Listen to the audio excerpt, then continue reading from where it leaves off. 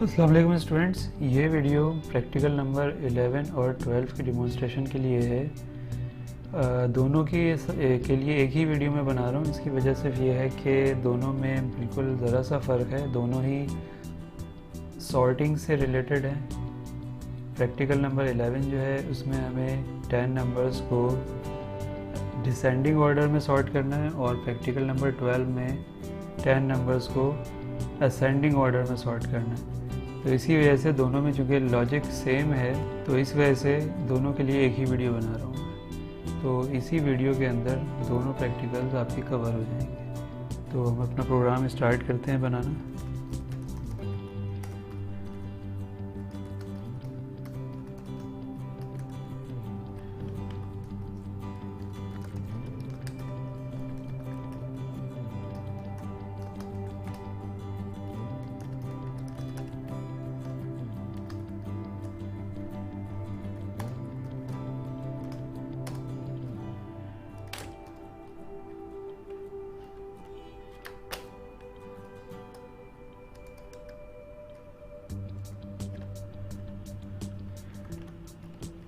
मैंने एक array declare की है यहाँ पे 10 एलिमेंट्स की, क्योंकि जिसके अंदर मैं 10 नंबर्स को स्टोर करूँगा और फिर उनको सॉर्ट करवाऊँगा असेंडिंग या डिसेंडिंग ऑर्डर में।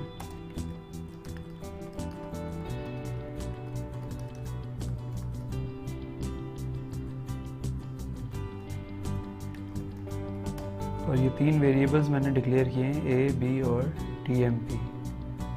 इनका इस्तेमाल मैं भी आपको आगे बताऊँगा कि इनका यूज़ क्या होगा आगे।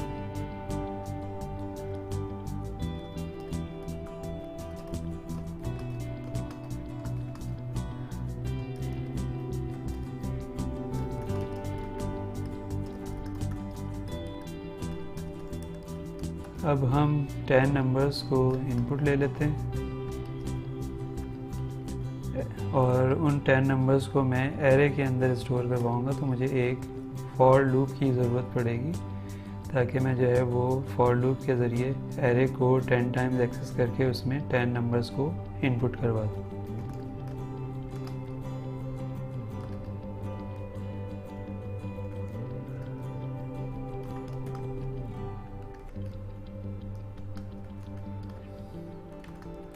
अब यहाँ पे मैंने ए की इनिशियल वैल्यू 0 रखी है। इसकी वजह यह है कि एरे का इंडेक्स सबसे पहला जो होता है वो 0 होता है। तो अगर 10 एलिमेंट्स की मैंने एरे बनाई है तो उसमें इंडेक्स नंबर 0 होगा सबसे पहले और लास्ट इंडेक्स उसका होगा 9। तो इस वजह से मैंने ए इज़ लेस दैन 10 यहाँ पे जो है लिखा है। कंडीशंस टेस्ट कंडीशन यूज़ की है क्योंकि मुझे 0 से लेके 9 तक की काउंटिंग चाहिए।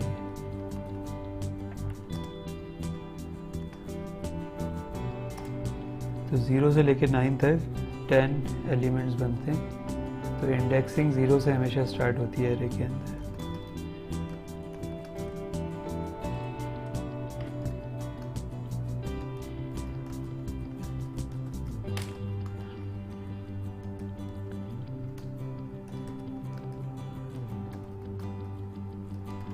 अब मैं नम जो मैंने एरे बनाई थी उसको यूज़ कर लूँगा और इसमें मैं इंडेक्स नंबर की जगह ए लिख दूँगा। मींस ए की जो भी वैल्यू होगी फॉर लूप के अंदर वही इंडेक्स नंबर बन जाएगा। और इसी तरीके से 0 से लेकर 9 तक के इंडेक्स नंबर्स के ऊपर जो है वो नंबर्स जो भी यूज़र एंटर करेगा वो स्टोर होते जाएंगे।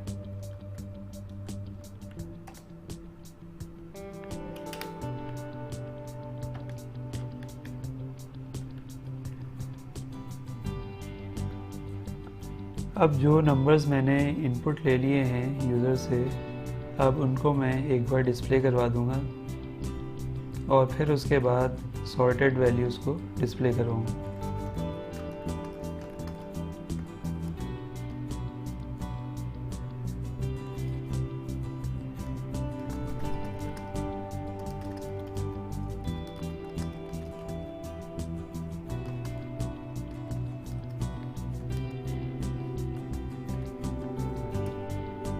अब मैं दोबारा फॉर लूप यूज़ करूँगा क्योंकि मुझे एरे को रीड करना है।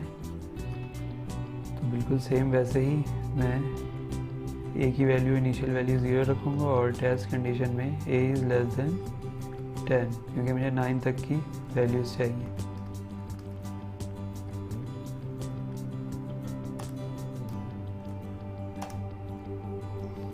और यहाँ पे जस्ट मैं प्रिंट करवा दूँगा टैब स्पेसेस के साथ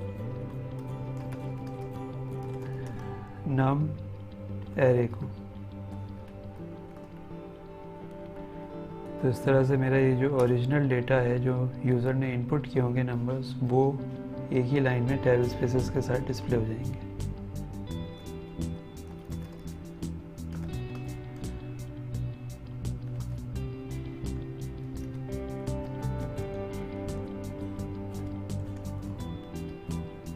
अब जस्ट मैं एक लाइन प्रिंट करवा रहा हूँ यहाँ पे सेपरेशन के लिए कि ओरिजिनल डेटा और सॉर्टेड डेटा के दरमियान में ये फ़र्क आ जाएगा। एक लाइन का, एक सेपरेशन के लिए लाइन में ये डिस्प्ले करवा रहा हूँ।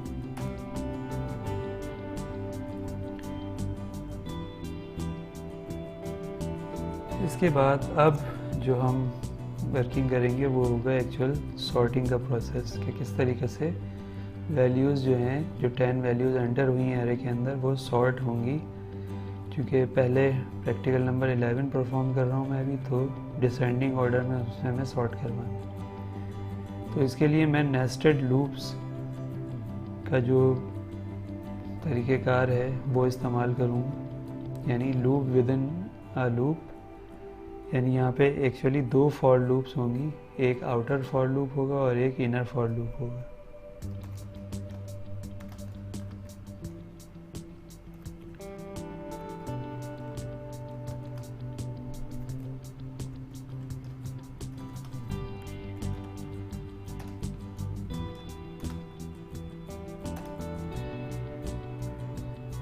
अब ये एक आउटर लूप बनाया मैंने जिसमें ए की वैल्यू 0 यूज़ की है मैंने, और ए को मैंने लेस देन 9 यहाँ पे टेस्ट कंडीशन में रखा है, और उसके बाद ए में इंक्रीमेंट करवाया है। क्योंकि मैं ये चाह रहा हूँ कि ये जो आउटर लूप है वो 10 टाइम्स नहीं बल्कि 9 टाइम्स रन हो, यानी इंडेक्स नंबर 0 से लेके 8 तक।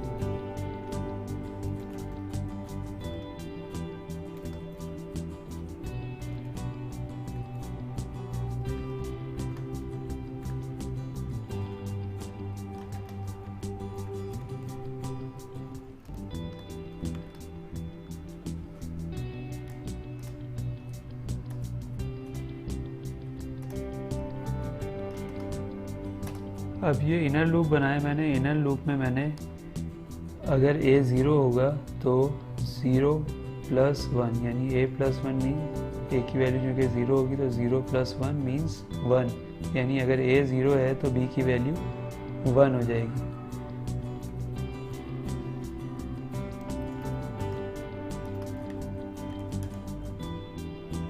अब मैं टेस्ट कंडीशन, इफ़ की कंडीशन यूज़ कर रहा हूँ, जिसके ज़रिए मैं कंपैरिजन करवाऊँगा एरे के डिफरेंट एलिमेंट्स के अंदर जो नंबर्स स्टोर हुए हुए हैं उनको आपस में कंपेयर करवाऊँगा मैं। तो इस कंपैरिजन के ज़रिए फिर मैं सॉर्ट करूँगा डेटा को।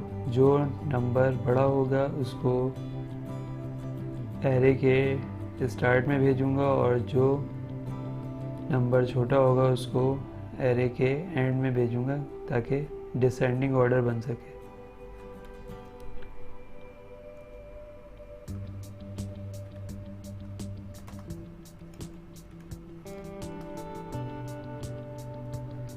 अब ये मैंने एक इफ़ की कंडीशन यूज़ की है यहाँ पे कि if num a is less than num b, अगर num a num b से छोटा हो तो फिर उस केस में क्या करना है, tmp वेरिएबल मैं यूज़ करूँगा यहाँ पे। ये एक्चुअली टेम्परेरी वेरिएबल मैं यूज़ किया है, tmp शॉर्ट फॉर टेम्परेरी।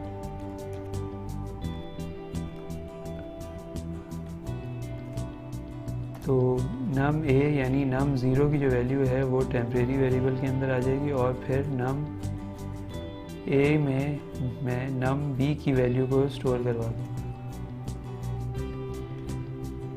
यानी इस तरीके से देखा जाए तो वैल्यूज स्वैप हो गई, यानी जो कि num और num b की वैल्यू मैं जो है टेम्प वेरिएबल के इक्वल कर दूंगा, जिसमें एक्चुअली num a की वैल्यू थी।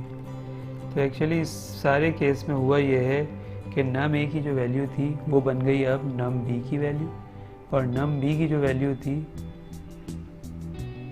वो बन गई num a की वैल्यू, यानी दोनों में वैल्यूज़ स्वैप हो गई या एक्सचेंज हो गई। और अगर num a छोटा नहीं है num b से तो कोई चेंज नहीं आएगा, ये सारा स्वैपिंग नहीं होगा उसके अंदर। इसको मैं आगे डिटेल से आपको समझाऊंगा वैल्यूज़ के साथ कि बैकग्राउंड में किस तरह से वर्किंग हो रही है इसकी। तो ये जब लूप्स दोनों इनर और आउटर लूप्स एग्जीक्यूट होंगे तो आपकी जो एरे है वो डिसेंडिंग ऑर्डर में सॉर्ट हो जाएगी। अब चूँकि इसके पास डिसेंडिंग ऑर्डर में सॉर्ट हो चुकी होगी तो मैं जस्ट इसको प्रिंट करवा देता हूँ जो भी एरे के अंदर अब अरेंजमेंट हो चुकी है।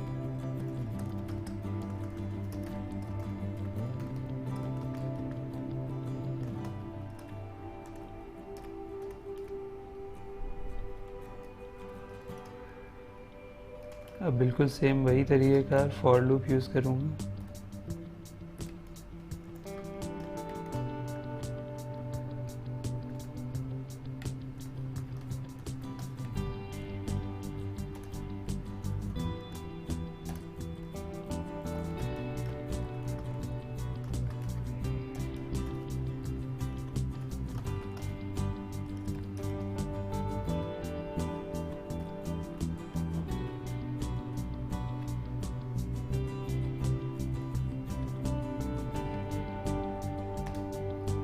और आखिर में बस अब मैं यूज़ करूँगा रिटर्न 0। तो इस तरीके से हमारा ये प्रोग्राम कंप्लीट हो गया है, जो कि 10 वैल्यूज़ को डिसेंडिंग ऑर्डर में सॉर्ट कर देगा। आइए अब इस प्रोग्राम को कंपाइल करते हैं। कंपाइल करने के लिए मैं F9 की प्रेस करूँगा और ये सेव करने के लिए कह रहा है मुझे, तो मैं इसको सेव कर लेता हूँ।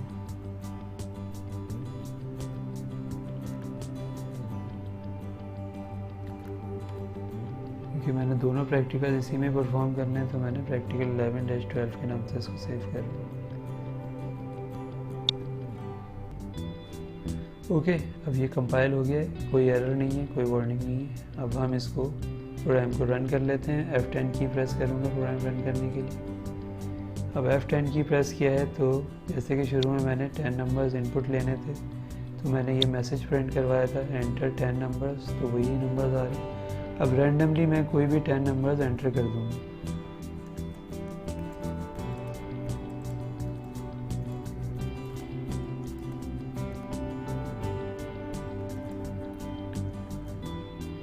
ठीक है जी। अब ये 10 नंबर्स मैंने रैंडमली जैसे ही एंटर किए तो उसके बाद this is the original data जो कि एरे में स्टोर हुआ था, जो कि ये लाइन थी, जैसे कि आप इसमें शो कर देख सकते हैं। जैसे कि आप इसमें देख सकते हैं कि ये ओरिजिनल डेटा मैंने प्रिंट करवाया था और उसके बाद फिर एक ये सेपरेटर लाइन मैंने प्रिंट करवाई थी। उसके बाद सारा प्रोसेस सॉर्टिंग का हुआ और सॉर्टिंग के प्रोसेस के बाद अब आप देख सकते हैं कि डेटा हमारा सॉर्ट हो चुका है डिसेंडिंग ऑर्डर में। अब बात आ जाती है कि असेंडिंग ऑर्डर में कैसे सॉर्ट करेंगे। तो असेंडिंग ऑर्डर में सॉर्ट करने के लिए सिर्फ एक सिंपल सा काम हमें ये करना होगा। पूरा प्रोग्राम सेम रहेगा, सिर्फ यहाँ पे हम लेस देन चेक करवाने के बजाय ग्रेटर देन चेक करवाएंगे। तो मैं यहाँ पे ग्रेटर देन का साइन लगा दूँगा। तो अब यही पूरा प्रोग्राम असेंडिंग ऑर्डर में सॉर्ट करेगा नंबर्स को। तो मैं कंपाइल एंड रन एक साथ भी कर सकता हूँ F11 दबा के। मैंने F11 दबा दिया, कंपाइल भी हो गया और ये रन भी हो गया। अब उसी तरीके से मैं इसमें नंबर एंटर करूँगा।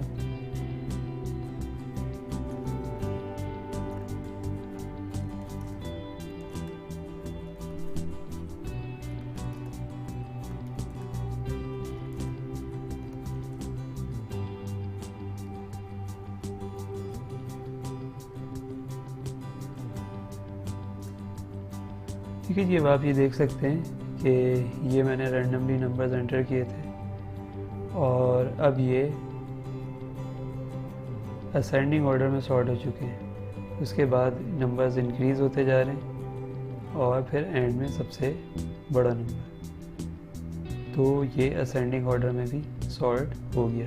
तो जस्ट सिर्फ आपको कंपैरिजन के अंदर या तो ग्रेटर देन यूज़ करना है अगर आप असेंडिंग ऑर्डर में अरेंज करना है, और लेस देन सिंबल उस वक्त यूज़ करेंगे जब आपको डिसेंडिंग ऑर्डर में यूज़ करना हो। तो ये पूरा प्रोग्राम सेम रहेगा, सिर्फ कंपैरिजन में आपको ग्रेटर देन या लेस देन चेकिंग करवानी पड़ेगी। तो इस तरीके से ये प्रोग्राम हमारा कंप्लीट हो गया। अब इसकी बैकग्राउंड में मैं कुछ मज़ीद आपको वर्किंग दिखाना चाहता हूँ ताकि आप लोगों को मज़ीद अंडरस्टैंडिंग हो सके कि ये एक्चुअली सॉर्टिंग में यहाँ पे इस जो फॉर लूप जो एक्चुअली नेस्टेड लूप्स हैं और उसके अंदर इफ़ की कंडीशन लगी हुई है, इसमें एक्चुअली हुआ क्या है। तो मैं इस पूरे प्रोसेस को आपको समझाने की कोशिश करता हूँ। तो इसके लिए मैं प्रोग्राम को थोड़ा सा मॉडिफाई करूँगा और ताकि आपको आउटपुट में हर एक स्टेप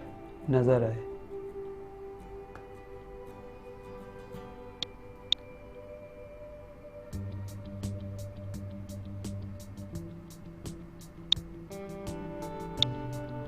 अब ये एक प्रोग्राम है जिसको मैंने ऑलरेडी मॉडिफाई किया है। इसमें बहुत सारी चीज़ें मैंने ऐड की हैं, वेरिएबल्स, उनकी वैल्यूज़ को प्रिंट करवाया है और किस स्टेप पे क्या काम हो रहा है, ये सारी चीज़ें इसमें शो हैं। तो मैं इस प्रोग्राम को रन करता हूँ।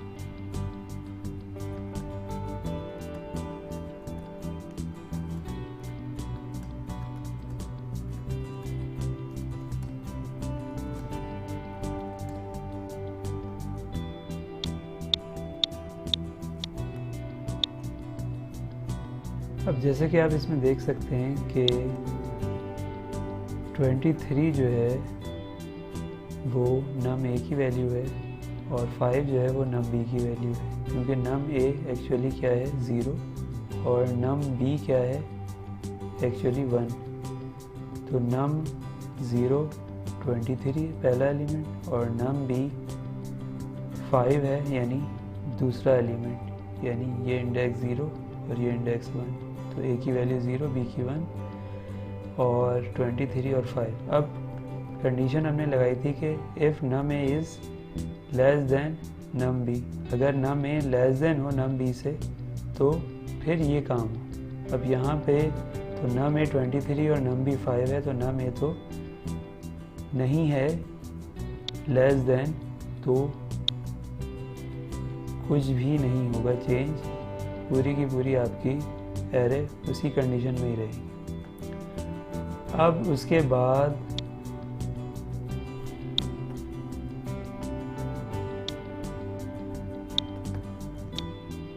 जैसे कि आप देख सकते हैं एक इनर लूप का एक चक्कर कंप्लीट हो गया आपका, ठीक है जी। और उसके बाद फिर ये वापस ऊपर जाएगा तो a की वैल्यू हो जाएगी 2, जैसे कि यहाँ पे शो हो रही है। a तो 0 ही रहेगा क्योंकि अभी हम इनर लूप के अंदर ही कंप्लीट करेंगे, फिर आउटर लूप पे बाहर जाएंगे, वापस जाएंगे। तो यहाँ पे a की वैल्यू तो 0 ही रहेगी, b की वैल्यू 2 हो गई, पहले b की वैल्यू 1 थी, अब b की वैल्यू 2 हो गई। और b की वैल्यू 2 होने के केस में a तो 23 है और b जो है वो num b 6 है। तो इस कंडीशन में भी जो है, तो इस कंडीशन में भी टेस्ट कंडीशन आपकी पूरी नहीं हो रही, क्योंकि num a को लेस देन num b होना है तभी ये अंदर की चीज़ परफॉर्म होगी। 23 लेस देन नहीं है 6 है, तो अभी भी कोई फ़र्क नहीं आएगा, पूरी एरे वैसे ही रहेगी। फिर उसके बाद ये थर्ड चक्कर में वापस ऊपर जाएगा तो a की वैल्यू हो जाएगी, b की वैल्यू हो जाएगी 3। और फिर अब यहाँ पे चेंज आएगा। आप देखें num a की वैल्यू तो 23 है यानी num 0 की, लेकिन num b अब हो गया है 87, ठीक है। तो num b ये रहा 87, क्योंकि अब num की वैल्यू हो गई है 3। अब यहाँ पे num a जो है 23 इज़ लेस देन 87, तो अब जैसे ये टेस्ट कंडीशन ट्रू होगी ये यहाँ नीचे आ जाएगा। टाइम की वैल्यू क्या हो जाएगी, नम ए, यानी कि देखें बिफोर कंपैरिजन ये कंडीशन थी, आफ्टर कंपैरिजन टैम्प में आ गया 23, यानी नम ए की वैल्यू जो थी वो टैम्प में आ गई, और नम ए जो हो गया वो 87 हो गया, यानी यहाँ पे हमने नम ए में नम बी की वैल्यू स्टोर करवा दी थी, वो 87 हो गया, और नम बी में हमने नम ए की वैल्यू सेव करवा दी थी जो कि टैम्प के अंदर थी। तो वैल्यू स्वैप हो गई, जो पहले नम ए 23 था अब 87 हो गया, और नम बी जो 87 था 23 हो गया। मीन्स कि अब 87 चूँकि बड़ा नंबर था तो वो 0 इंडेक्स पे आ गया, और 23 छोटा नंबर था तो वो एरे में इंडेक्स पे आगे बढ़ गया वो। तो यानी इंडेक्स नंबर 3 पे पहुंच चुका है अब तक। तो इसी तरीके से अब ये देखें यहाँ पे पहले जो है 23 पहले था, लेकिन अब 87 पहले आ गया, और 87 की पोजीशन पे 23 आ गया। उसके बाद इसी तरीके से नेक्स्ट चक्कर परफॉर्म होगा इनर लूप का, और उसमें फिर कंपैरिजन होगा। तो यहाँ पे कंपैरिजन में कुछ फ़र्क नहीं आएगा, 87 43 से बड़ा है तो सेम वही कंडीशन रहेगी। यहाँ पे भी सेम वही कंडीशन रहेगी क्योंकि 87 12 से बड़ा है, कोई चेंज नहीं आएगा। और यहाँ पे भी 87 45 से बड़ा है तो कोई चेंज नहीं आ रहा, जैसे कि आप देख रहे हैं वेरिएबल स्वैप नहीं हो रहे। और इसी तरीके से ये एरे के 9 एलिमेंट्स को चेक करेगा। अब जैसे देखें यहाँ पे 90 आ गया, 87 था अब 90 है, ठीक है जी। तो अब 90 चूँकि बड़ा है 87 से, तो यहाँ पे फिर वेरिएबल स्वैप हो गए, 90 इंडेक्स 0 पे चला गया और 87 पीछे आ गया। और अब देखें तो 90 स्टार्ट में चला गया और 87 पीछे आ गया। अब इसी तरीके से 90 और 87 कोई फ़र्क नहीं आएगा, और 90 और 45 इसमें भी कोई फ़र्क नहीं आएगा। अब ये एक चक्कर कंप्लीट हुआ है अभी इनर लूप, ये इनर लूप कंप्लीट हुआ है अभी। अब जैसे ही इनर लूप से हम बाहर निकलेंगे तो हम आउटर लूप पे आ जाएंगे, और आउटर लूप में ए की वैल्यू फर्स्ट टाइम में 0 थी तो अब ए की वैल्यू 1 हो जाएगी। तो ये अब फिर हम ये इनर लूप पे आ गए। अब ए की वैल्यू 0 थी पहले, अब हो गई ए की वैल्यू 1, और चूँकि 1 + 1 2 हो गया, क्योंकि ए की वैल्यू 1 है तो 1 + 1 2। तो अब इस तरीके से ये कंपैरिजन फिर दोबारा से जो है वो 9 टाइम्स हर नंबर को चेक करेगा, और इस तरीके से सॉर्टिंग होती जाएगी। तो अब आप देख सकते हैं कि इस चक्कर के एंड में 90 के बाद सेकंड हाईएस्ट 87 आ चुका है, और फिर इसी तरीके से ये कंपैरिजन चलता जाएगा और लूप्स एग्जीक्यूट होते जाएंगे, और सबसे आखिर में आके अब आप देख सकते हैं कि जब ए की वैल्यू 8 हो गई, क्योंकि हमने <9 रखा था, इसको मीन्स हाईएस्ट वैल्यू इसकी 8 होनी थी, और बी को <10 रखा था तो बी की वैल्यू 9 होनी चाहिए थी। तो अब आप देखें कि लास्ट इसने कंपैरिजन किया 5 > 6, तो इसने स्वैप किया, और ये फाइनली पूरी एरे जो है वो सॉर्ट हो गई, और इसके बाद फिर जो ओरिजिनल डेटा वो हमने प्रिंट करवा दिया था। तो इतने सारे स्टेप्स के अंदर ये पूरी एरे जो है वो सॉर्ट हुई है। तो ये मैंने आप लोगों को काफ़ी डिटेल में बैकग्राउंड प्रोसेस इसका दिखाया है कि किस तरीके से एरे ये सॉर्ट हुई है। तो बिल्कुल सेम यही प्रोसेस भी असेंडिंग ऑर्डर के इसमें भी होगा, सिर्फ फ़र्क ये होगा कि उसमें हम ग्रेटर देन चेक करवाएंगे, और ग्रेटर देन चेक करवाने के बाद उसको इंडेक्स में पीछे भेजते जाएंगे, और जो छोटा नंबर होगा वो इंडेक्स में आगे आता जाएगा। तो इस तरीके से हमारा प्रैक्टिकल नंबर 11 और 12 कंप्लीट हो गए। मुझे उम्मीद है कि आप लोगों को इस प्रोग्राम की बेटर अंडरस्टैंडिंग हो गई हो।